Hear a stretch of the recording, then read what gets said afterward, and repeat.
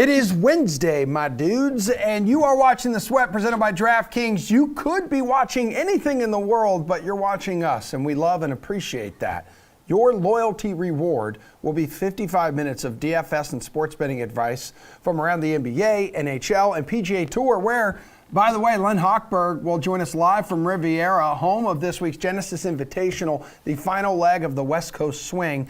Batting leadoff on this potentially award-winning program is our NFL panel. Pierce, Takey McTakerson Dietrich, and Jeff Empty Promises Ulrich. Time for some way too early predictions for next season. By the way, currently on the DraftKings Sportsbook, guys, we have Super Bowl 57 and conference winner odds available. But gentlemen, grab those crystal balls for me. Free agency opens exactly 1 month from today, March 16th. The draft is more than 2 months away. However, I'm here to tell you, we don't care. We love football, and I need you to give us your way too early prediction for NFL MVP next season, Pierce. Jonathan Taylor, it might be way too early on the calendar, but it's not really that too. I mean, he had a really good shot at winning the MVP last season. If his team just would have won some football games, maybe made it into the playoffs, it would have been a different story. 1,800 yards rushing. I didn't think we'd ever see anything like that again in the modern era of football. But he did it in his second season. It's just going to be his third season next year. Now everybody knows his name, and we know that the MVP is a lot of a popularity contest. Sure, the stats matter. Your team's performance matters. But you have to be, a household name. He's established himself as a household name. He's been active in the receiving game. He's getting, 18 touchdowns?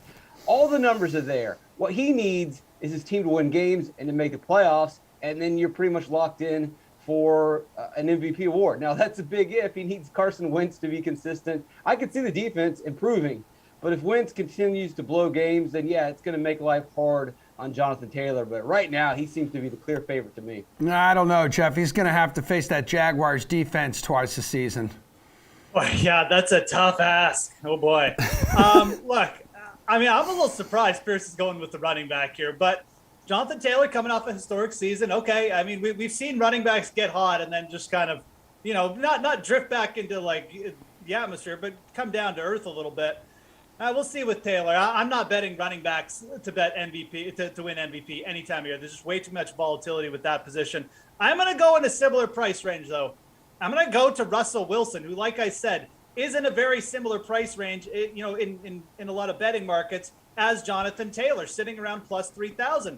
Look, again, you've got to target the quarterback position at MVP. There's a reason why they always win this. This has essentially become the best QB award. And who's the most undervalued QB in the market right now? It's Russell Wilson. What did we see 2 years ago at the start of the season when Russ was allowed to cook, when they just put him in the kitchen unencumbered, and the Seattle Seahawks defense was giving up a ton of points? He was on a record-setting pace. Before I retire, Emerson, I will see Russell Wilson win an MVP award, and I very much think he could be a player on the move in the offseason. Could you imagine if we got Russell Wilson landing in a spot like the Tampa Bay Buccaneers? Ooh. First of all, his MVP awards would probably get cut in half because it's a pass-happy offense. So if you're looking at someone to target right now, you got to go to the undervalued market, and I think Russell Wilson heads that list. I don't know about the Tampa Bay Bucks because Tom Brady's coming back in 4 months, Jeff. Sorry to burst your bubble there. Sure. Let's talk Aaron Rodgers, who has found nothing but success, at least in the regular season, since Matt LaFleur kicked off the next stage of the quarterback's Hall of Fame career there in Green Bay, which, by the way, could be a location he is not suiting up next season. Where will the 4-time league MVP be playing next year, Jeff? Okay. I still think that, let's break this down realistically. All right. The betting market says right now it's the Denver Broncos, because the Denver Broncos on the DraftKings Sportsbook are plus 2,000 to win the Super Bowl. The Denver Broncos would not be plus 2,000 to win the Super Bowl if they weren't heavily favored to land Aaron Rodgers right now. So that's what the betting market tells us. My inclination, my hunch, is that he just goes back to Green Bay. Where is there a better path for Aaron Rodgers to win a Super Bowl? I mean, I'm sorry, but the NFC next year is looking bleak. The Rams are going to take a step back. We talked about that all day yesterday. You've got the Saints without a quarterback. Who do the Packers have to go through again? Okay, they've got to get past San Francisco, but They basically did that this year, sans a block punt. I think that when Aaron Rodgers sits back and looks and lets his, meticulous brain analyze the NFL landscape, he'll realize Matt LaFleur, the Packers, is his best option. There's no surprises there. Devonte Adams is there. An improving defense is there. I think that the boring option, unfortunately, here is he probably just goes back to Green Bay. Yeah, but where was Tampa Bay when Tom Brady was a free agent? You know what I mean? Like you could look at, you can look at the betting favorites. They were like fourth, absolutely. Yeah. Third or fourth. So Pierce, what do you think? Where is Aaron Rodgers next year? Because remember, it was over the weekend. Packers, the report came out. Packers were willing to make Aaron Rodgers highest paid player in the NFL and also go all in on building around him. He's not going anywhere. He's going to stay. The Packers are going to learn from the Patriots.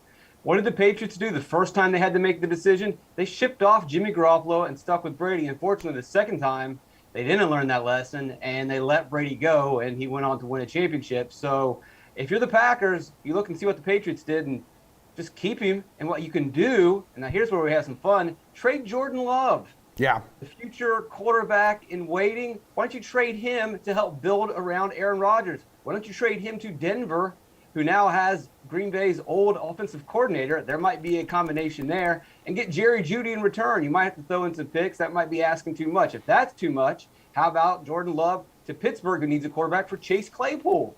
How about you trade him to Carolina for Robbie Anderson? I think he still has some left. You might actually get some picks thrown in there as well. But the big one, the big trade that I would make with Jordan Love, send him to Atlanta.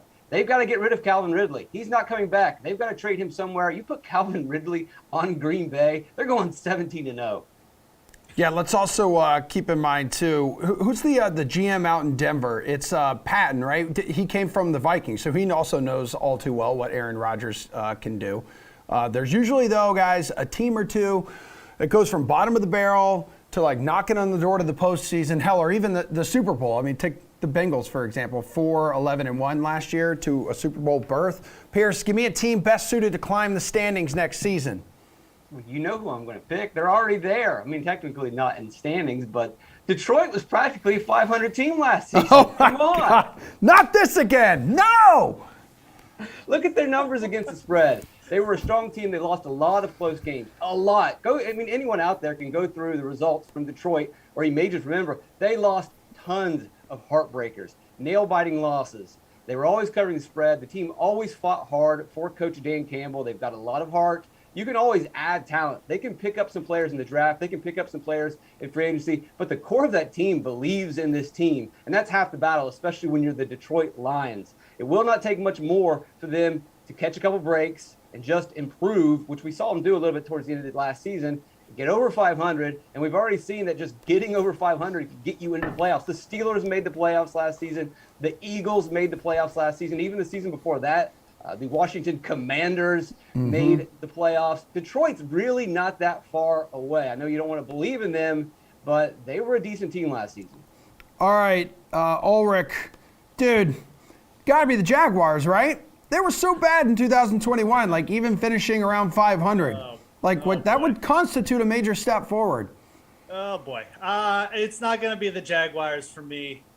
This is a tough question right now, just because of how much quarterback uncertainty there are with so many teams. I kind of want to go off the wall and pick the Steelers, but I have no idea what they're doing at that position. I mean, who knows? I mean, who knows who's starting there? So let's go with a little bit more of certainty, just with the in terms of who's going to be playing quarterback. And let's stay in the same division and go against Pierce with the NFC North. Let's pick the Chicago Bears. I actually really like this hire. Matt Eberflus as the new head coach. Very, very solid defense in the Indianapolis Colts over the last few years. And everyone's all up in arms. Oh, my God. They hired a defensive coach. What are they doing to Justin Fields out there? Who cares? Your coach doesn't have to be an offensive guru. The Chargers basically proved that this year when they went out and hired a defensive-minded coach as well, and they still lifted Justin Herbert to new heights. You just need a coach with common sense. And guess what? Defense also wins games. I think the Chicago Bears are going to be in a good bounce-back spot. They've still got good defensive pieces. They've got a great young wide receiver combo with Fields and Darnell Mooney. I think you're going to see that team be a lot better and challenge for a playoff spot next year. All right, so you think Justin Fields can be the guy there in Chicago? Absolutely. All right. Well, I also saw some of the mock drafts have the Bears taking that wide receiver out of Ohio State too, trying to go like the Joe Burrow, Jamar Chase route, like, going with Fields' favorite wide receiver out of Ohio State. So something to keep an eye on with the draft a couple months away. Let's flip the scenario around though. Give me a playoff team this year that will bottom out next season, Jeff. Okay, well, I mean, look, the easy answer here is the Los Angeles Rams. I mean, look, this team, they got on a roll at the right time this year, but they also, when you look at their overall schedule, I mean, Stafford, banged up quarterback. They had bad losses. They got smoked by Arizona at one point. They got smoked by the Tennessee Titans. I mean, I just don't see this team as someone who's, going to improve on what they had this year. And now that, Odell Beckham clearly not going to be healthy to start the year. And was he even coming back anyways? The Los Angeles Rams are ripe for just a massive, massive regression next year. They're not going to be able to add anyone because they've already spent all their draft picks, all their cash, all that good stuff. We don't even know the retirement statuses of Aaron Donald and Sean McVay. If they do come back, I mean, these guys are literally talking about retiring. What kind of state of mind does someone who's like on the edge of retiring going to come back for a year? It could just be a complete disaster, quite frankly. And as I mentioned, they're in a really tough division still. The Cardinals, I'm sure, will get things together. They're going to be competitive. And the 49ers, as we know, they're right up there with Green Bay in terms of, assuming Aaron Rodgers is back, with the top two teams in the NFC. So I see nothing but a bleak forecast for the Rams next year. They got their Super Bowl. They pushed their chips in. But it's time to pay the piper, and that's going to start next year. Yeah, several starters and key contributors pending free agents. No first-round draft picks. Immediate help probably not coming. Pierce, where are you going? It's also going to be the Rams for me. These teams, they're not spring chickens. They're getting old. Stafford is getting up there in years. Cooper Kupp, when you have that much volume in one season, there's going to be – obviously there's going to be regression, but you would expect that as much action as he received last season, he's going to be worn down a little bit. Maybe he'll be fine, but really it's just Stafford and Kupp. What else do they have on that offense? As Jeff mentioned, the division's pretty good. When the Cardinals are healthy, they're the best team in that division. San Francisco is going to continue to go and just get better. And then he doesn't even mention his MVP pick, Russell Wilson. If Russell Wilson is allowed to cook and stays in Seattle, they're going to be a serious threat in that division. So you've got a Rams team that was inconsistent facing three solid teams. I don't see it happening. To throw another pick out there, I know people are thinking this is just year 1 or 2 of the Bengals' rise. You might want to pump the brakes on that one a little bit. When the Ravens get their running backs back, when they get their defense healthy again, they're going to be a formidable opponent. And Pittsburgh's not going to stink year in, year out. The Steelers have been good for the last 30 years. They're going to be a tough opponent as well. And the Browns are just a quarterback away from also being strong in the AFC North. I think we are way too quick to anoint Joe Burrow and Jamar Chase. It's not like they had the greatest winning percentage in the regular season to begin with. And I think they're going to have a harder route next year, especially when they get a tougher schedule. Here's the thing about the Bengals, though. Like we mentioned the division. And, again, Pittsburgh, no quarterback. Yep. I hear people calling for this Ravens bounce back and their great value for the Super Bowl. I'm sorry. Like, are they going to get a bunch of people in the secondary? Maybe if they sign some people, sure. And then you've got the Browns, who, they're the Browns. So I think the Bengals, I can see what Pierce is saying, maybe if they don't address their offensive line, but they have a much easier path to the division than the Rams do. Yeah, right, because that young core is in place, Jeff, not to mention about $60 million in cap space to shore up like all those weak spots on the roster. Pierce, after your OBJ take yesterday, you're up first for this one, bud. Give me your hottest and earliest take for the 2022 NFL season. My hottest take for this season. I don't know if it's that hot. Actually, it is. It might be crazy. Mitchell Trubisky is going to lead the Washington Commanders to the playoffs. Yes. I know that he hasn't signed with Washington yet, and he might not even seem like much of an upgrade over Taylor Heineke, but he is an upgrade. And we've seen him have good games in Chicago. And as we saw last season, maybe it wasn't Mitchell Trubisky that was the problem in Chicago. Maybe when they won games, it was not. It was more of in spite of the team around him. And we saw him get a year off here in Buffalo. I bet if he goes to Washington, they've got the players in place. They've got the running back tandem that can work. They've got a receiver. Maybe Curtis Samuel can come back and play well. Logan Thomas could be a top-tier tight end. And the defense is fine. Down the stretch, Washington had a very solid defense. Now, on paper, the DVOA doesn't look that great, but they were limiting points when they were healthy and not dealing with COVID outbreaks. Washington's not far away from being a playoff team. That division is not very good. All Mitchell Trubisky has to do is game manage, and they can easily find the playoffs. You could be onto something, because I remember back around the trade deadline, like CBS Sports was reporting that the Bills were talking with the Washington football team about a trade for Trubisky there. Jeff, what's your hot take here for 2022, bud? Yeah, I mean, I'll be dead honest. Washington just about made my team to, sort of rise from the dead. It's just, again, we don't know the quarterback situation. I personally would love to see Mitch there, as the big comeback story. But my hot take is going to be that the Philadelphia Eagles win the division, and they go to the NFC Conference Championship. I think that the NFC is extremely wide open. I think that, what you saw with Nick Sirianni, taking a team that was a little bit undervalued and just like really didn't have that big a player pool and getting them to believe in themselves to the point where they made the playoffs. Yes, they got absolutely destroyed in the playoffs, but I just think people just keep discounting the work ethic and just the overall football sense of Jalen Hurts. He's going to get better. This team is going to get better. There's rumors that they're trying to add Calvin Ridley now in free agency as well. The defense was solid at times. They can improve on that. I think the Philadelphia Eagles are the better run franchise than the Dallas Cowboys, and I think that will show next year. I think they're going to win the division, and I think they'll have a shot to go deep in the playoffs. I'm not going to go too far. I won't say that make the Super Bowl or anything. There's still potentially Aaron Rodgers and the 49ers there, but I think this NFC is absolutely wide open for a team like the Eagles to make a run, and I think Jalen Hurts is going to make a lot of people look stupid again next year. I mean, the team's approach to the draft and free agency will definitely signal how committed they are to Jalen Hurts. Let's not forget, too, Jeff, they have 3 first-round picks this year. Yeah. They can add a lot of defensive pieces. They could add another wide receiver. I think the Eagles showed last year that they made a pretty good hire, and if they can just add some depth pieces at the important positions, I definitely think they'll challenge Dallas for the division lead anyways. Yeah, their defense certainly could use some attention. Lovely work, gentlemen. Jeff, we'll see you for some Sticky Puck coming up in this show. And don't forget, later tonight at 5 o'clock for the slate, you and me, we will talk a lot more NFL, because I don't think Reed's here, plus some Genesis Invitational, where, by the way, Len Hochberg will join us live from coming up.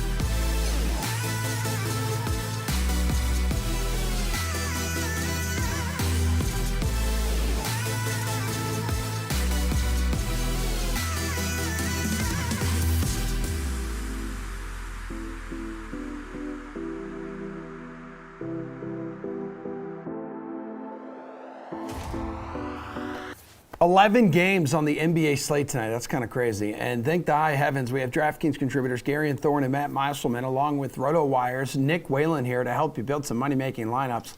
Okay, dudes, real quick.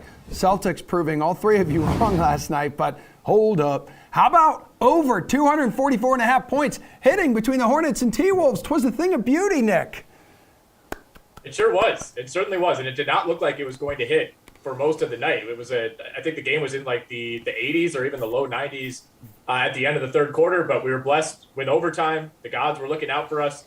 Matt, I can't believe you went under on that. I think we were called by God to take the over in this one, and he made it happen. Absolute coward, Matt. You really are. It got there by 1 point despite overtime. I didn't bet on the game. I'm happy I had nothing. That would have been too much stress, win or lose. I'm happy to not be involved. Yeah, Gare Bear, you were sweating it out, weren't you, bud? Oh, no. I knew overtime was implied. If you looked at the trends, it was pretty clear that game was going to overtime. I mean, why would the total be that high if it wasn't going to overtime? That's the kind of question you have to ask yourself. Exactly. By the way, guys, Karl Anthony Towns with nearly 69 DK fantasy points in that one. Gary, and he in Minnesota hosting your Raptors tonight, I believe. So who's worthy of building around at the center spot? Also the Joker topping all salaries at 12-4. I mean, it might just be Towns. We've got to wait on a lot of news on this particular slate. I mean, there could even be like some rogue rest days out there. It is a lot of these teams' last game before the All-Star break. So this slate could be a weird one, but I do think as things stand right now, Towns is underpriced at just 10,000. A lot of this though does ride on the health and status of Anthony Edwards, because Towns' role changes in significant ways when Edwards is unavailable. So far this season, he basically goes from a 28% usage rate playing alongside Edwards to a 34.2% usage rate when Edwards is off the court. He averages 1.5 DraftKings points per minute when Edwards is unavailable. So if he does sit out, which I would think is the likelier scenario of him playing or not playing, I mean, relatively, I don't want to say severe ankle sprain, but like an ankle injury on the first night of a back-to-back, one game removed from the All-Star break. I think Edwards probably ends up sitting tonight. And then there's just the fact that, while the Raptors are an above-average defensive team, they just don't have the size. They don't have a singular player with the size who can handle someone like Karl Anthony Towns. So I think really this is a great matchup for him, and it could be even better if Edwards is unavailable. Okay, Nick, what are you doing at center? Yeah, I mean, you got plenty of options on this 11-game slate. Jokic, Towns, Vucevic, AD, assuming he plays, Siakam, Sabonis, Nurkic. I mean, there's a ton of directions that you could go in. I will definitely have some Jokic exposure just to cover my bases there.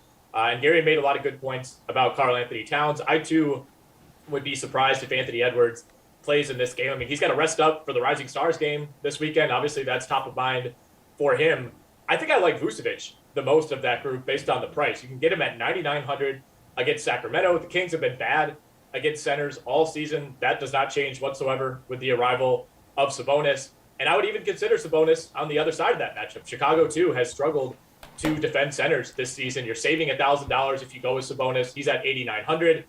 The Kings let me down in a pretty big way against Brooklyn the other night. Basically no-showed that game, despite being road favorites against a team that had lost 11 straight. But I think they probably lose at Chicago tonight, but it should be a much better fantasy night for Domantas Sabonis. Yeah, Vucevic, by the way, 54-plus DraftKings points in 3 of his last 4 games. Gets that weak front court of the Kings. Matt, who's your center? Well, I feel like I have to make this pick now because this would be the first segment we've had where this player wasn't mentioned as the center pick, and it's Pascal Ciacom. I feel like we're always talking about Siakam, but for tonight specifically, the Wolves just played an overtime game last night. The team could be a little tired. It probably hurts their defense just a bit. It's a back-to-back either way, so that definitely makes it worse. But Fred VanVleet's on the injury report, and if he doesn't play, then we just have to take a hard look at all of the Raptors. So this is a slate where I think a lot of guys could benefit from certain players being out. Siakam benefits a lot if VanVleet doesn't play. With the season being close to the All-Star break at this point, I think it just kind of makes sense that guys that are banged up just take it easy. You don't want to get a serious injury right before the break. This is the last game before the All-Star game for a lot of teams. So it kind of makes sense. I think Arian said it with Edwards. With VanVleet, I think they just take it easy with him. And then if he doesn't play, Siakam has a lot more usage and just a lot more to do. All right, Nick, which forward do you think is a must-play, someone you're going to build around? We got LeBron, who's questionable here, and then DeMar DeRozan has put up, at least 52 DK fantasy points in 5 of his last 6? Yeah, 6 straight 35-plus point games for DeMar DeRozan, 7 straight 30-point games. First player since Michael Jordan in a Bulls uniform to accomplish those. I mean, he's been ridiculous. There's really no argument to go against DeMar DeRozan at this point, and I kind of like a DeRozan-Vucevic stack against that Sacramento defense. So that's one build that I'll certainly be considering. I mean, you mentioned LeBron. He's probably going to play 10,500. You see that Utah matchup, and it's like ingrained in my mind that that's a defense you want to avoid, but it really hasn't been the case for a lot of this season, and LeBron has essentially been matchup-proof as well. I'll also highlight Julius Randle, who was at 9,700. It feels like it's been a disastrous season for Julius Randle, and compared to last year for him and the Knicks, it kind of has. But he is starting to look more like that guy, at least fantasy-wise, over these last few games. His last 4, he's gone for 63, 56, 61, and 58 DraftKings points. So even though the Knicks are 1-3 over that stretch, even though he's had some costly turnovers late in a couple of those games, the fantasy production has still been there. So Julius Randle, 9,700, you see that tag. It maybe doesn't add up to what his reputation has been this year, but he's been pretty solid the last couple of weeks as a fantasy asset. All right, Matty, where are you going at forward? Yeah, I could save this guy for a value play, but there are so many value plays. I think we can just find cheap players everywhere. Assuming Anthony Edwards doesn't play tonight, I think Jaden McDaniels is someone that we definitely have to look at, $3,500. What could work in our favor is if Edwards winds up being a game-time decision and then gets ruled out after lock, I don't think a lot of people will have McDaniels. He's the likely starter, I think. I think I'm reading the situation right, that he's the guy who would slot into the starting lineup. He seems to play as a starter whenever anyone in the Wolves starting lineup is out, just kind of their sixth man, no matter who isn't there. But yeah, if people are locking in cheaper players in the 7 o'clock window, 7:30, and then we get Edwards ruled out after that, I think the ownership on McDaniels ends up being a lot lower than some other guys. But this is a slate with a ton of value plays, which is why I think we're talking about some expensive players too. By the time we get around to lock, I think we're going to be looking at a lot of stars and a lot of scrubs that are all pretty viable. Gary Bear, forward you like. Sounds like a lot of options, expensive and not so expensive.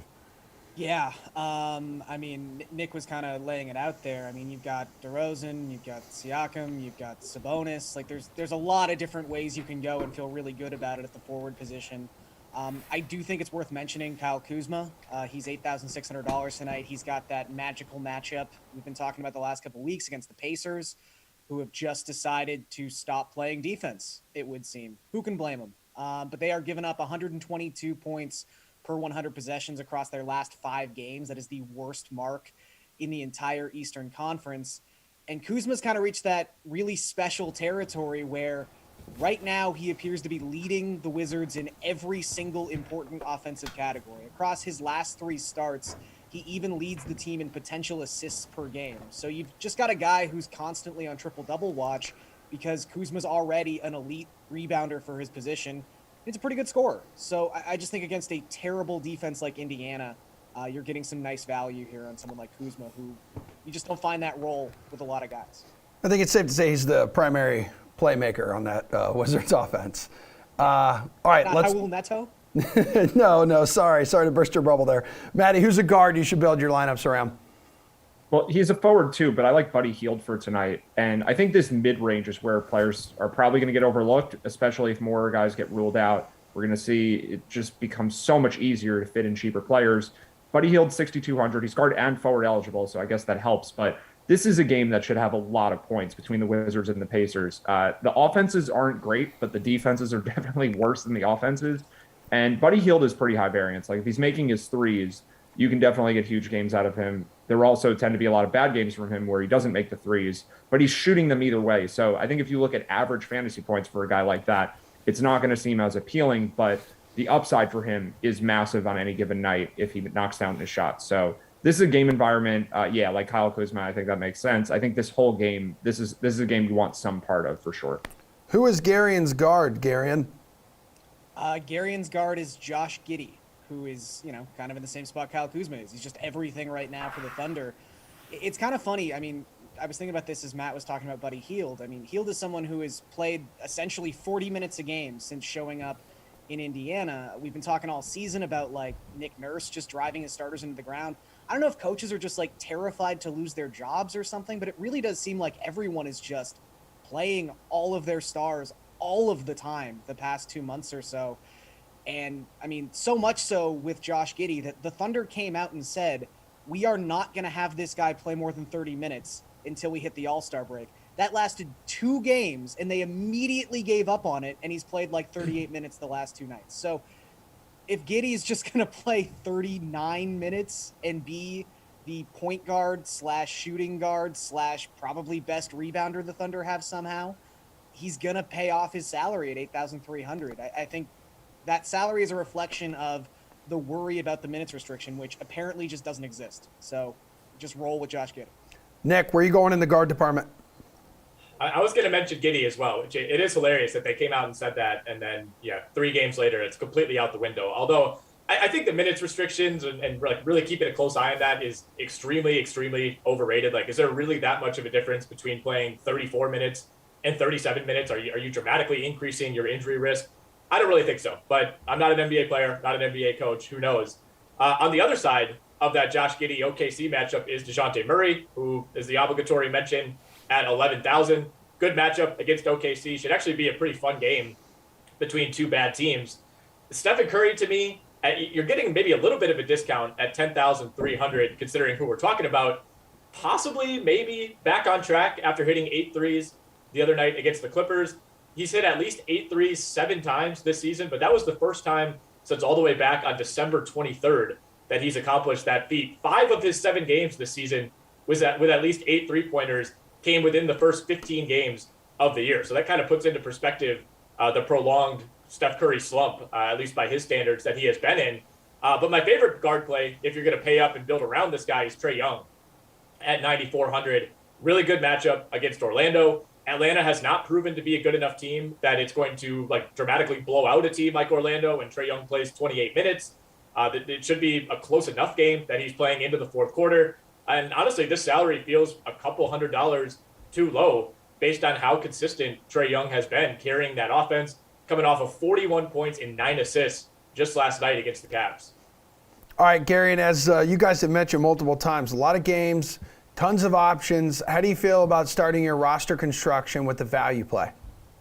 Yeah, I'd have to say right now, my favorite value play is probably just Tyus Jones if Ja Morant sits. It's kind of funny that DeAnthony Melton continues to be the higher priced of these two guys, despite the fact that every time Ja Morant misses a game, Tyus Jones is the starting point guard.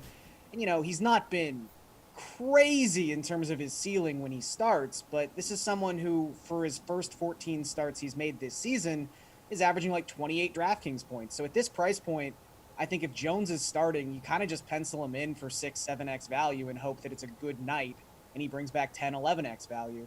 I would also say someone who's kind of intriguing just because, as Matt was kind of alluding to, there's going to be a lot of moving pieces. There's going to be a lot of like quote unquote new value that's opened up every single half hour on this slate.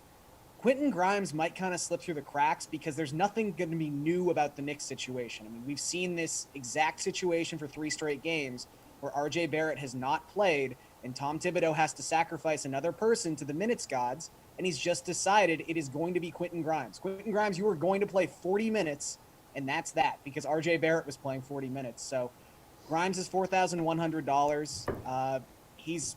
Every time he started this season, he's basically gone off for 35 DraftKings points. So I think Grimes is a really nice play that might slip under the radar just because that situation hasn't changed at all in the last 24 hours. All right, Nick, who's your value play tonight? Yeah, Gary had mentioned Tyus Jones, who is still at 3,100 despite a 40-plus DraftKings point game last night. It feels like DraftKings is trying to bait everyone into going with Tyus Jones. Again, I will not be falling for that bait.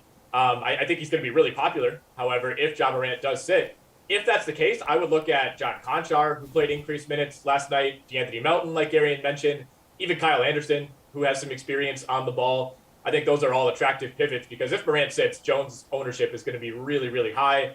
I would look at Aaron Wiggins in OKC. Not an exciting play whatsoever. He's at the minimum, but no SGA, no Lou Dort, no Kenrich Williams, no Ty Jerome for OKC. Those last 2 names in particular are important when it comes to Aaron Wiggins playing time. Derek White, I think, could be really valuable tonight. He's at 5,800, so not an extreme value, but Marcus Smart limped off the court last night in that game against Philly. I'd be pretty surprised if they push through and have him play on the second night of a back-to-back going into the All-Star break. So we could be looking at Derek White seeing 30-plus minutes. Yeah, he's already made a pretty big impact there after that trade deadline acquisition. Matt, what do you want to do for a value play? Yeah, I think you have to play someone on the Oklahoma City Thunder. There are just too many value plays here that the chances of them all being bad, or at least bad enough where none of them are in the winning lineup. Like if you're in a large field tournament and an Oklahoma City Thunder player is not in the winning lineup, that would be insane to me. There's too many guys missing, and I don't know if it's Aaron Wiggins who's going to be the best one, but let's say Alexei Pokusevsky. I'll go with him as the value play for this slate at 4K. I just think that there's going to be a pretty concentrated ownership on Wiggins, probably on Giddey, although at 8,300 maybe not. Isaiah Roby if he starts at center, and then Poku just might be overlooked a little bit because so many people are playing other guys on the Thunder. And it doesn't feel very good to make a lineup with 4 or 5 players on the worst team in the NBA in the lineup. So I think pivoting to a different player on this team makes some sense. But honestly, I don't think you can go wrong with any of them. There's just there's too many guys out, like Nick was saying. So you really just need at least one of these players, whoever it is. Nick, let's switch up gears here real quick before you guys take off and take a gander at the DraftKings Sportsbook. Which matchup features the best bets out there? I'll throw a couple out there quickly, and the first one is Portland to cover 11.5 at Memphis. I think that line implies that John Morant is probably going to play in this game. I don't know if that's a lock, again, with the All-Star break coming up. Grizzlies have been good on the second night of back-to-backs this season, so that is something to consider. But, again, if John Morant doesn't play, I think that certainly lowers their ceiling. Portland's won 3 straight. They're undermanned, but playing well. Josh Hart has fit in seamlessly. Justice Winslow's playing really well. I think they at least make this a really competitive game. And then I really like Indiana as a 1-point favorite against Washington. It could be a really ugly game. Both these teams kind of gutted their rosters at the deadline. But if you look man to man, I think Indiana still has a markedly better team than what Washington is putting out there. Like if Kyle Kuzma is unquestionably your number 1 option, I think that's saying a lot. Tyrese Halliburton's fit in really well. He's playing big minutes. Buddy Hield's playing big minutes. Indiana has a ton of guys I like in the front court. And the Wizards, the cherry on top here, are a league worst 8-17-1 ATS on the road. 3 games with double-digit spreads on the slate tonight. Garion, what do you want to do here on the DK Sportsbook? Yeah, I'm probably looking at the Timberwolves here. It's basically a pick 'em, but they are home dogs tonight against the Raptors. I don't know. It just kind of rubs me the wrong way, this line. You look at Toronto across their last 10 games, they're 8-2. It's arguably been the best 10-game stretch of their season. And yet Minnesota actually has a better net rating across that same span of time. The Timberwolves are 5-0-1 ATS their last 6 home games. They've just been playing some really, really good basketball. And right now, the fact that the Raptors are favored in a game where Fred VanVleet, there's any question that Fred VanVleet might not play. I personally think he's probably more probable than questionable. He tweaked his knee in a game the Raptors were losing by 30 points and didn't return because why would he? So maybe he does end up playing in this contest. But the fact there's any doubt right now that VanVleet is playing, who has just been an on-off god for the Raptors so far this season, I think you jump on this line with Minnesota right now, and it might even move to +3. Or excuse me, it might move to -3, -4 with Minnesota if FVV eventually gets ruled out. Meiselman, your favorite bet here on the DK Sportsbook? Well, we just literally found out while Garion was talking that VanVleet didn't go through a shoot-around. So he may still play, but yeah, I like the Wolves too in that case. And then the other one I like is I'm still just going to keep fading the Chicago Bulls. No Zach LaVine. This team doesn't have a lot of depth.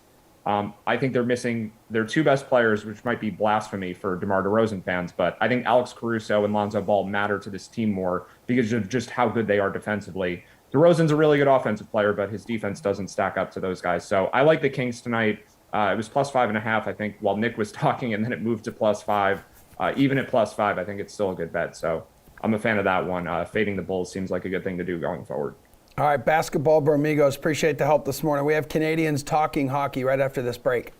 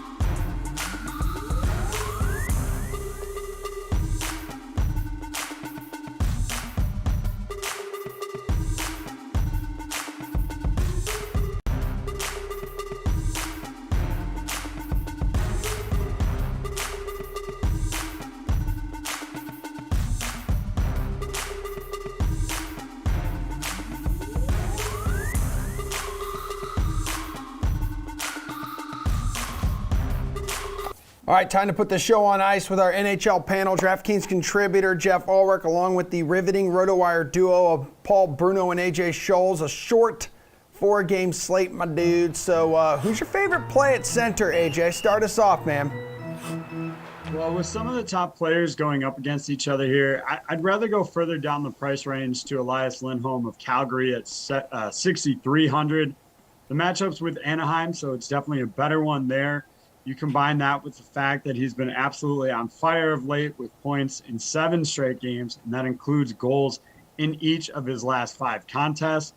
Look, you're not having to pay up for the hottest center. It just makes too much sense here, and the matchup's better than anybody else at the top of the price range has here as well. So for me, Elias Lindholm is a good option in the middle. Paul, where are you going at center? I agree with AJ. That's the call of the night, in my opinion, at center. But I'll make the case for a couple of Florida's pivots. The top 2 guys there, they've been chomping at the bit to get back into action for a while. They've been off for a couple of weeks almost.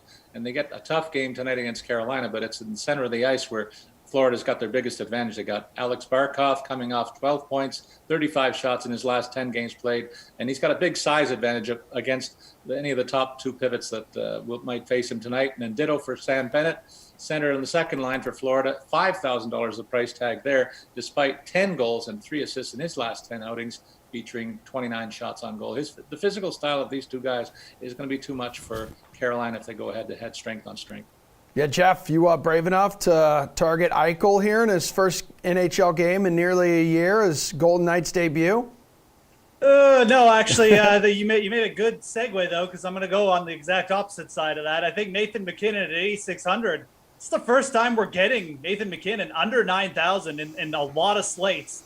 And generally, when you see McKinnon at under the 9K threshold, you should probably jump on him. The Colorado Avalanche may have played last night, but they kind of got embarrassed by the Dallas Stars. And now you're going to have McKinnon, bounce in a clear bounce back spot against the Vegas team.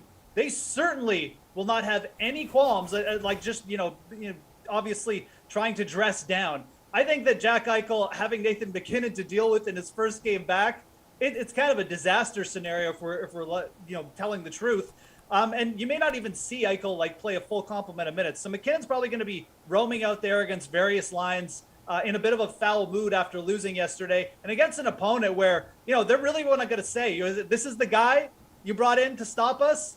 Yeah, good luck with that. I think you roster Nathan McKinnon at 8,600. Again, this is a really cheap salary for him. Hey, Paul, over at wing, who's your guy? There's 3 guys that should be considered, and at least one of them's got to be in your lineup if you hope to win. Kirill Kaprizov, $7,900, remains a top-scoring winger among his peers. 40 shots on goal, along with 16 points his last 10 outings. Gets a Winnipeg team that's not looking very good to me of late. Ditto for Johnny Gaudreau. That top line of Calgary is just sizzling. $7,700 the price tag against an Anaheim club that's heading the opposite direction from Calgary. Gaudreau's got 4 goals, 12 assists, and 32 shots on goal in his last 10 games played. And then finally, Kyle Connor, the one guy in Winnipeg who's consistently holding his own, but his price tag is depressed at only $6,900. He's got 16 points in his last 10 outings, but a whopping 52 shots on goal in that same period. It's a tough assignment against Minnesota, but I think he's going to represent. Jeff, who's your winger tonight? Well, I mean, look, the Carolina Hurricanes forwards they all look a little undervalued. I'm not really scared of Florida here in this matchup. Florida hasn't been the same team on the road. They're not scared to get in shootouts either. They don't have the greatest penalty kill. Andrei Svechnikov at 5,900 to me is the most undervalued at this position. 14 points in his last 10 games. He's got 4 goals in his last 3 games as well. I mean, I just love this guy as a player, quite frankly, and he's really sort of picked up the pace here over the last month. I was almost went with Sebastian Aho as my pick at center, but Svechnikov, quite frankly, is the better value of those 2. And I think you could even stack that entire Carolina Hurricanes second line if you wanted to get a little bit contrarian tonight. So I think a couple of guys Paul mentioned, Connor definitely looks too cheap as well. But if you're paying up for McKinnon at center, or if you're spending money elsewhere, Svechnikov is just such a good sort of mid-tier value tonight. Again, I'm not afraid of going with the Hurricanes here. I wouldn't be shocked if they went outright either. AJ, take us to the wing. Well, I'll start by agreeing with something Jeff said, in that I think if you're going to look at that Colorado-Vegas game, targeting Colorado is the preferred option here. Let's not forget, Robin Lehner suffered an injury here and is such in doubt right now that rumors started popping up that Vegas was going to reacquire Marc-Andre Fleury from the Chicago Blackhawks. The GM, Kelly McCrimmon, had to come out and say, that's totally not true. That's how concerning things are, I think, around Lehner right now. But for me, I think I go to what Paul said here and stick with the Flames. They've just been so good I do still think they have the best matchup tonight. Johnny Gaudreau, 7,700. You could go Matthew Tkachuk too, 6,600, a little bit cheaper. But yeah, just the Avs going up, the Flames going up against the Ducks is just better matchup than Colorado, Vegas, Florida, or Carolina in this one. So if you're targeting the top end of the price range, I think you look Flames. Well, back on the blue line, the defenseman here, Jeff's favorite position. The top guy you are rostering here is who, Mr. Moose? I think you kind of take, this is kind of a cop-out answer. You just take the value with the Vegas defenseman. I mean, Alex Pietrangelo is $5,400. I know he's slowed down his production a little bit. Shea Theodore back in the lineup, stealing some of the power play exposure, but this is still a player who's averaging 5.3 block shots and shots on goal per game over his last 10 starts. Yeah, maybe the point production isn't what you want from Alex Pietrangelo over the last month or so, but this is just too cheap. I mean, again, much like I mentioned with Nathan McKinnon, it's the first time we've seen Pietrangelo under 6,000 on DraftKings in like a century. So, this slate in terms of defense, you have Kale Maker, and then you kind of have the rest. D'Angelo looks a little bit overpriced, especially compared, to these Vegas defensemen. And when Theodore and Pietrangelo are the same price, I'm just going to take Pietrangelo because he just produces a little bit more in the block shot department for you. And realistically, they have pretty similar points upside. So Alex Pietrangelo, way underpriced tonight. That's where you start on defense. AJ. Well, as we all expected in February, it's Chris Tanev of the Flames who's leading all defensemen in points. No, nobody expected that. Yep. Look, it's a risky play. I get it. His production could drop off at any moment. He actually was held off the score sheet last night. But this is a guy that's 3K and, again, leads all defensemen in points in the month of February. You've got, again, the Flames with a good matchup. All signs point to him continuing to pick up at least another assist here. Maybe picks up, snags a goal or something. I think at that price tag, it's just worth the risk for such a cheap guy who's producing really well right now. All right, Paul, bring us home. All right. Well, I got to talk about Tony DeAngelo. Sure, he's more expensive than the other guys that have been mentioned so far, but $6,300 for a guy who's got 12 points and 15 block shots to go with his shot-making ability. He's averaging 12.5 DraftKings points per game in his last 10 outings. That's more than anybody else at the top of the slate. And nobody's talking about Devin Taves. He's actually the highest-scoring Avalanche defender over the past month with 34 points in 36 games played. That's a consistent pace all year long, and he's delivering lots of shots and blocking a lot as well. So he's right up there with DeAngelo in terms of DK points per game. And I love the call that Jeff made on Alex Pietrangelo. He also merits consideration. Low price tag, and the numbers that Jeff said, I echo them, and I think that's a solid play tonight. Gentlemen, we have run out of time because we are live from the Genesis Invitational with Len Hochberg right after this quick break.